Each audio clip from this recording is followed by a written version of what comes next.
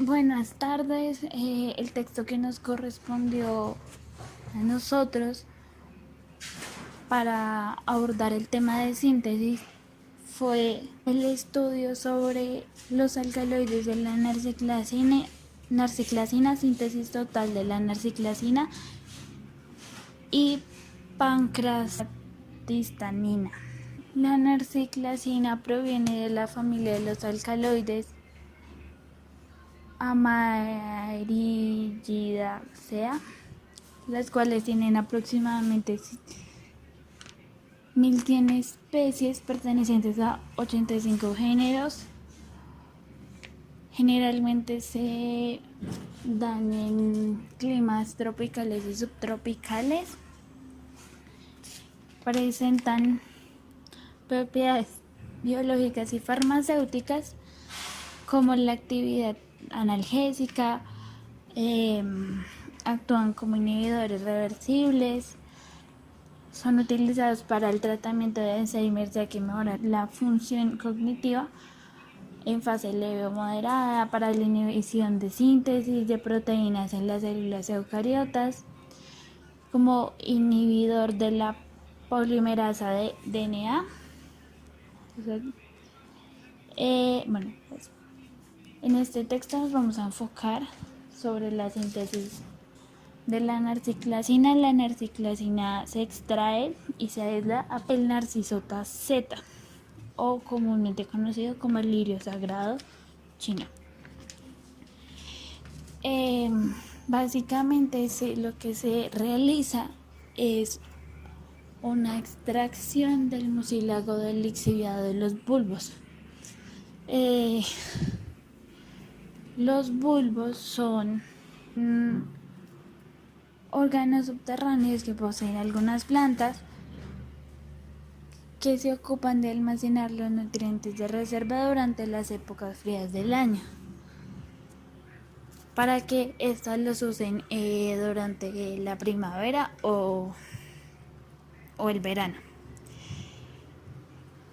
El Narcisota Z presenta bulbos túnicos, donde las hojas forman varias capas concéntricas recubiertas entre sí. Son la parte nutritiva, y las interiores son más gruesas y carnosas, y las exteriores delgadas, fibrosas como el papel.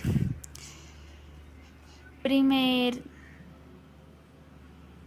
aislamiento se realizó en 1984 como parte de una búsqueda sistemática natural de los productos que exhiben actividad anticancerígena, demostrando que esta sustancia exhibe una gama de propiedades antiplásicos, incluida la actividad contra el murino ovárico, el sarcoma y la leucemia linfocítica. La estructura 2A que ven al lado derecho de su pantalla se relaciona con la narciclasina, ya que puede actuar alterando la biosíntesis de proteínas en organismos eucariotas. La prometedora actividad biológica y la disponibilidad limitada de esta serie de alcaloides de fenantridona altamente oxigenados tiene estimulado considerable del enantiomer. Continuando con la síntesis de la narciclasina, tenemos que se va a hacer un control del curso regioquímico del anillo formado. Para tener en cuenta, la regioquímica es la química de las reacciones regioselectivas y es un término que describe cómo se produce una reacción química. La regioselectividad es la preferencia de una dirección de la unión química o la ruptura sobre todas las otras posibles direcciones. Se debe controlar este curso regioquímico del anillo formado mediante la explotación de un enlace de hidrógeno entre el alcohol fenólico y la amida del carbonilo oxígeno para restringir la rotación alrededor del enlace arilamida carbonilo. En la formación del enlace, el control regioquímico es necesario para la fotociclación de enamidas sustituidas. Los primeros estudios que se realizan en el laboratorio se confirman que esta vía de reacción prevaleció en precursores de fenantriona que poseen sustituyentes de alcohol en el resto del anillo, y se reveló que era necesario que el nitrógeno de la amida tenga un sustituyente diferente al átomo de hidrógeno para que ocurra una fotociclación exitosa. Es posible que la sustitución también sirva para estabilizar intermedios en el proceso de la fotociclación. Eh, Al hacer esta fotociclación se hace una fusión incorrecta del anillo. Se utiliza una protección para metoxibenziléter, que es una protección PMB, y pues esta es la que permite proporcionar la máxima flexibilidad durante el proceso de eliminación. Para la formación del anillo se irradia una solución diluida de 0,2 molar de benceno sobre el compuesto a ciclar y se obtiene el producto ciclado. Como resultado, pues se forma un enlace en que se completa un ciclo de carbono. Este resultado indica que al extender el comportamiento conformacional del corismato hasta el sistema del alcohol transepóxido del compuesto es defectuoso. El corismato es el intermediario en esta síntesis de narciclasina, pero también es intermediario en otras biosíntesis como en el de la fenilamina, tirosina y del triptofano. ¿Qué se hace para solucionar este problema? Este problema se solucionó fácilmente, ya que el alcohol sin epoxi correspondiente conduciría a la estereoquímica de fusión del anillo correcta durante la fotólisis. La fotólisis es la ruptura de enlaces químicos por causa de energía radiante y se llama fotólisis a la disociación de moléculas por efecto de la luz. Además, esperaba que el grupo hidroxilo orientado a R presente en la fenantriona resultante podría ser invertido para proporcionar la configuración correcta de este centro. También se razonó que una relación sincrónica entre el hidroxilo y el protón facilitaría la deshidratación para dar el intermediario insaturado correspondiente, a partir de la cual se puede hacer la narciclasina. Esta es la corrección que se hace en la fotociclación. Como pueden ver, se elevan los porcentajes de rendimiento, en donde de un 50% pasa a un 73% y se empieza con un 52% en el segundo caso, y en el primer caso se empieza con un porcentaje más alto de rendimiento, por lo que pues su decrecimiento es mayor. Explicando esto, pues al realizar la conversión del ácido carboxílico en el correspondiente isocianato a través de la reordenación de Curtius en el ácido correspondiente, pues seguido después de la adición del compuesto de bromuro, dio como resultado una enamida con un rendimiento del 52%. El análisis de resonancia magnética de hidrógeno 1 de alto campo revela que la formación del enlace sí se dio en el anillo, y cabe señalar que se hizo un esfuerzo considerable para identificar un solvente alternativo, ya que se creía que el error que se tuvo en la fotociclación fue debido a la absorción del benceno, pero lamentablemente no se obtuvo otro solvente parecido para poder mejorar los resultados. También se intentó variar la longitud de onda de luz, pero pues tampoco se obtuvieron resultados positivos. En consecuencia, el material de partida recuperado tenía que ser reciclado para efectuar conversiones separadas a partir de este intermediario. Continuando con la exposición acerca de la síntesis, voy a hablar directamente de la formación de la narciclasina y los derivados de este. La preparación de la narciclasina se inició desde una base que es la fenatridona, la cual contiene amidas primarias en estado natural y es equivalente al compuesto 19 en el artículo. Este se trató con un difenil y un borohidruro de sodio, el cual posteriormente se trató con agua oxigenada. Pero ¿cómo se realizó esta síntesis? Bueno, la síntesis se realizó con una insaturación selectiva en el carbono 3 y en el carbono 4. Además, digamos que se realizó una acilación de los grupos hidroxilo libres en este compuesto para proporcionar el compuesto 20 como primera síntesis. También se realizó una cis-dihidroxilación estereoselectiva, la cual proporcionó una protección de los alcoholes, es decir, de los dos dioles que habían, y esto sintetizó un acetonido, y finalmente como resultado se proporcionó el compuesto 21, el cual tiene un rendimiento del 76% y corregido tiene un porcentaje de rendimiento de aproximadamente el 75%. Acá en la imagen podemos observar pues de lo que les hablo. La función, digamos que del carbono 1 era de alqueno, Digamos que introdujo una desprotección selectiva del grupo hidroxilo en el carbono 1, el cual fue tratado con un fluoruro principal, seguido por una deshidratación mediada por el reactivo de Burgess, que es un reactivo especializado para estos tratamientos, y esto proporcionó como una síntesis del compuesto 22. Este conjunto de transformaciones, digamos que permitieron la síntesis del compuesto 22, que es básicamente pues un compuesto que se obtuvo con un rendimiento bastante bueno de aproximadamente el 64%. La fase final de la síntesis de la narciclasina pues consistió en una serie de pasos que era de desprotección hacia los carbonos, el más difícil de los cuales pues resultó en una eliminación de un grupo principal del nitrógeno proveniente de la lactama, el cual es un compuesto natural que contiene aminas principales.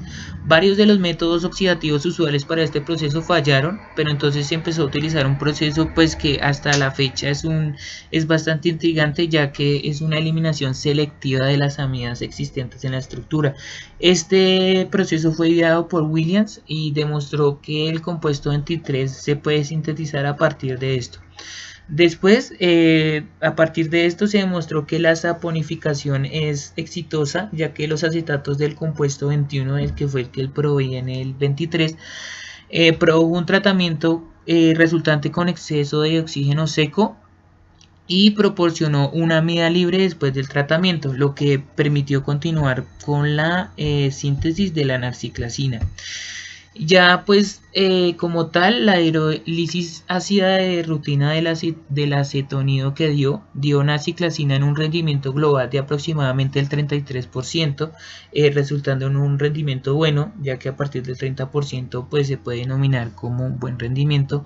Este material sintético era idéntico a las muestras del producto natural de la narciclasina proporcionado por la National Cancer Institute de narciclasina, la cual pues mostraron unas similitudes en casi el 100%, y digo en casi porque pues siempre se mantiene un rango de error bastante pequeño. Cada uno de estos métodos pues digamos que abordó la trayectoria del carbono 1 de alcoholes con fenatridona, que es el compuesto 19 desde donde se inició la síntesis. ¿Qué derivados? Ya una vez pues sintetizada la narciclasina, se procedió a realizar más síntesis con el fin de encontrar derivados que tuvieran la misma función de la narciclasina, pero que fueran pues compuestos sintetizados de una manera nueva, es decir, no se encontraban en la naturaleza. Entonces se dejó primero se proveyó por la primera fase de la síntesis, que era básicamente pues un enfoque que implicaría la oxidación inicial de la acetona, que correspondía pues obviamente a la reducción del alcohol. Aunque potencialmente pues era un buen proceso, este enfoque era algo peligroso porque la presencia de una acetona directamente adyacente produce una función en el anillo, lo cual modifica pues toda la estructura de la narciclasina, ya que pues se cambia y empieza a realizarse una isomerización. Entonces de esta manera digamos que este proceso pues no se realizaría porque modificaría la estructura original de la narciclasina. De esta manera pues en un esfuerzo por evitar esta isomerización, la secuencia de eventos se modificó ligeramente y tanto el alcohol en el compuesto 24 fue oxidado nuevamente como antes, pero ahora estaba inmediatamente tratado con borohidruro de sodio, aproximadamente de 4 a menos 20 grados centígrados.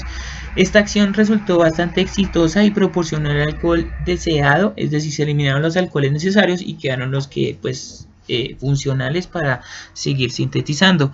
El grupo hidroxilo pues que se protegió por el éter bencílico para dar el compuesto 26 que está acá, y este básicamente pues además de ser estable tiene uno de los rendimientos mayores incluso que la narciclasina. Pero ¿qué se puede concluir de esta síntesis? Pues desde el comienzo de la planificación sintética digamos que fue proyectada pues con una fuente de gran preocupación, porque básicamente era un proceso bastante difícil la desprotección de los nitrógenos en las amidas principales de moléculas naturales. Digamos que desafortunadamente estas condiciones oxidativas son muy difíciles de obtener, y aunque son posibles de obtener digamos que constituyen un gran peso económico. además de tiempo, y pues sinceramente es un proceso que, según he visto, es bastante inusual y por tanto pues es muy complicado. En resumen, digamos que la síntesis de la narciclacina y la panocratastatina, que es la que estuvo estable, que correspondiente al compuesto 26, se ha logrado a partir pues del intermedio de la fenatridona, que contiene amidas de origen natural, y este se trató pues con ácidos 3-ciclohexeno 1-carboxílico de tipo comercial. A partir de esto se puede decir que se realiza una síntesis exitosa de la narciclacina. Continuando con la aplicación de la narciclacina, para pues entender la narciclacina desde un enfoque aplicativo, básicamente pues este sale de manera natural en las plantas de los bulbos de Narcissus, que comúnmente se usa como un anticancerígeno en los sistemas humanos desde hace mucho tiempo. Digamos que tiene unas posibilidades bastante altas contra la enfermedad del cáncer, ya que induce la activación del receptor de las vías mitocondriales en células cancerosas. La narciclacina muestra efectos antitumorales en diferentes compuestos y ayuda a las células a combatir pues las células cancerígenas, con el fin de que pues tanto las células cancerígenas se reduzcan y las células pues que están en buen estado aumenten. Digamos que esto produce una afectación secundaria en el citoesqueleto. Digamos que las plantas de la familia tienen pues una amplia distribución a través de regiones tropicales y subtropicales, y además de ser buenas para el cáncer, también tienen propiedades tóxicas, como se mencionó anteriormente, y por eso tienen efectos secundarios. La narciclacina no es un metabolito básico, es más un alcaloide, ya que contiene nitrógeno en su estructura, y es un inhibidor de crecimiento de las plantas Narcissus, y es un agente anticancerígeno en los sistemas humanos. La fuente de la narciclacina pues es una de las fuentes más ampliamente reportadas, ya que básicamente se encuentra, bueno, la flor como tal se encuentra aproximadamente en el 90% de las regiones del planeta, y a pesar de que también están 32 especies más en diferentes variedades, el contenido que está en esta planta es de 30 a 200 miligramos por cada kilo de planta fresca. Entonces la aparición de la narciclacina también está en otras especies, pero digamos que es despreciable respecto a la cantidad que se encuentra en esta. Además, sin nombrar que es una planta mucho más común que la otra. ¿En qué cantidades se encuentra la narciclacina? Pues en esta planta, pues esta nunca supera, o no, hasta ahora no se ha encontrado una especie o una muestra más bien que haya superado los 50 miligramos por cada kilo de bulbo seco, y se encontró que pues la narciclacina como tal está más elevada en las plantas del narciso que en las demás plantas, en las otras 32 especies que se encuentran la narciclacina. Son más fáciles de obtener como fuente, dado que pues estas plantas son relativamente comunes y pueden crecer en muchos países con climas diferentes. Entonces tiene una amplia variedad de aplicaciones. Continuando con esta aplicación de la narciclacina, vamos a dar unos datos generales de la narciclacina, y pues su estructura es la que vemos aquí. Por lo que vemos son carbonos cíclicos, y también están heteroátomos de nitrógeno, están grupos carboxílico, el grupo carboxilo, y están los grupos OH. Entonces la narciclacina también es conocida como licoricinol, dado que es el derivado 7-hidroxi de la licoricidina. La narciclacina fue el primer alcaloide de la clase aislado en 1967, y este pues se extrajo de los bulbos de narciso en función de la inhibición del crecimiento de las radículas en el grano del trigo. Las radículas son como estas especies de raíces que son las primeras en salir de la semilla, en este caso de la semilla del trigo, y pues siempre van a crecer hacia abajo en el suelo. La narciclacina es un compuesto alcaloide tóxico que se puede encontrar en plantas de la familia Amaryllidaceae, como lo mencionaba mi compañera. La narciclacina es un compuesto hetero y policíclico oxigenado, como les estaba comentando anteriormente, y se encuentra en las plantas de la familia antes mencionada con una finalidad defensiva y de protección. Su presencia en el ambiente inhibe el ascenso de agua y savia bruta por la capilaridad en plantas adyacentes. Luego tenemos su extracción, la extracción de la narciclasina para como tal utilizarla en este proceso. El procedimiento para el aislamiento de este compuesto implica la extracción con etanol de los bulbos de narciso fresco. El alcohol luego se evapora y deja un residuo acuoso. Este luego se extrae con diclorometano para eliminar el contaminante no polar. Más tarde se extrae la narciclasina en la fase acuosa residual con acetato de etilo y después de la evaporación del disolvente el residuo se disuelve con alcohol etanol y se purifica. Para la caracterización como tal ya de la narciclasina purificada que se obtiene mediante la purificación por cristalización con alcohol o ácido acético, se obtienen unas agujas amarillentas claras y pues esta estructura fue dilucidada por primera vez en 1970 a través de resonancia magnética nuclear de hidrógeno 1 y resonancia magnética nuclear de carbono 13 por espectro de masas, espectro infrarrojo, refracción de la luz y por análisis elementales como sus propiedades químicas y físicas. Los efectos anticancerígenos de la narciclasina se evidencia que las células cancerosas son más sensibles a los efectos citotóxicos de la narciclasina que las células normales. Los efectos citotóxicos generales de la narciclasina se analizaron en un panel de 6 cánceres humanos y 3 líneas celulares normales de fibroblastos en humanos. Se evaluaron mediante ensayo colorimétrico MTT. Se evidenció que la narciclasina mostró efectos citotóxicos significativamente más altos en las células cancerígenas que en las células normales. El valor medio de C150 calculado para las 6 líneas celulares de cáncer humano fue 30 nanómetros y el valor medio de C150 para las 3 líneas celulares de fibroblastos fue de 7,5 milimoles, lo que indica una menor sensibilidad a los efectos citotóxicos de la narciclasina que las células cancerosas humanas. El citotóxico de la actividad de la narciclasina fue similar en las 9 líneas celulares de cáncer investigadas, una característica consistente con datos del Instituto Nacional del Cáncer que revelan un valor medio de C150 de 47 nanómetros para el compuesto a través de un panel de 60 líneas celulares de cáncer, incluidas las células cancerosas resistentes a la doxorubicina. Finalmente, para este estudio tumoral tenemos que las células cancerosas se incubaron con narciclasina durante 72 horas a concentraciones que variaban de un nanomoles a 10 micromoles con aumento significativo de la concentración. En la figura A podemos ver el efecto de la narciclasina en cada célula individual.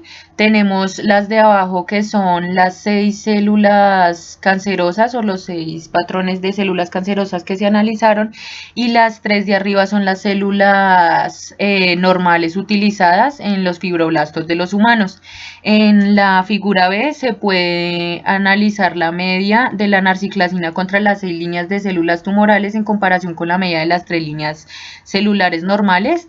Abajo tenemos como tal las concentraciones requeridas para destruir o para tener un efecto tóxico en las células cancerosas, mientras que arriba tenemos las concentraciones utilizadas para dañar o para darle toxicidad a las células normales utilizadas. Como podemos ver, la concentración que se debe utilizar para dañar las células cancerosas es mucho más baja que para las células normales, por lo que pues se evalúa su efecto anticancerígeno.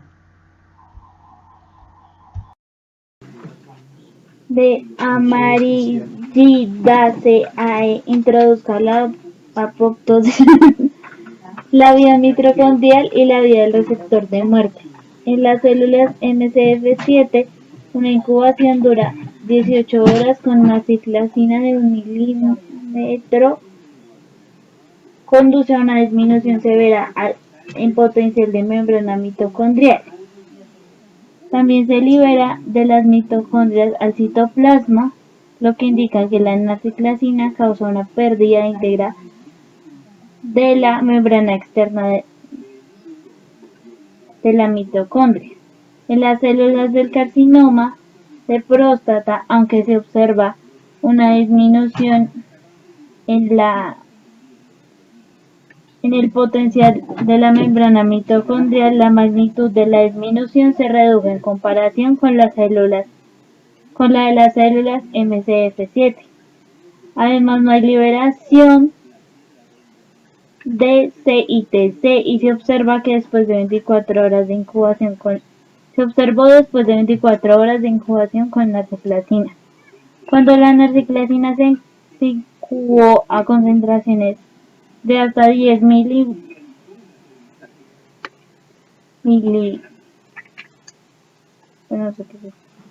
con mitocondrias intactas purificadas de MCF7,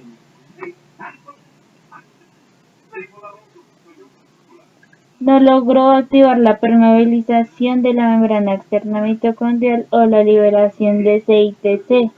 Las dos vías principales de la narciclasina isocarboxil inducen apoptosis como se evidencia en la figura.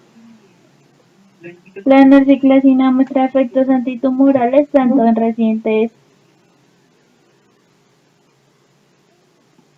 resistentes a la apoptosis como en las sensibles a la apoptosis. Células cancerosas al afectar la organización del citoesqueleto de actina en las células cancerosas a concentraciones que no son citotóxicas. La narciclasina induce un rápido aumento en la concentración de F-actina en las células del cáncer de la próstata, pero no en fibroblastos normales.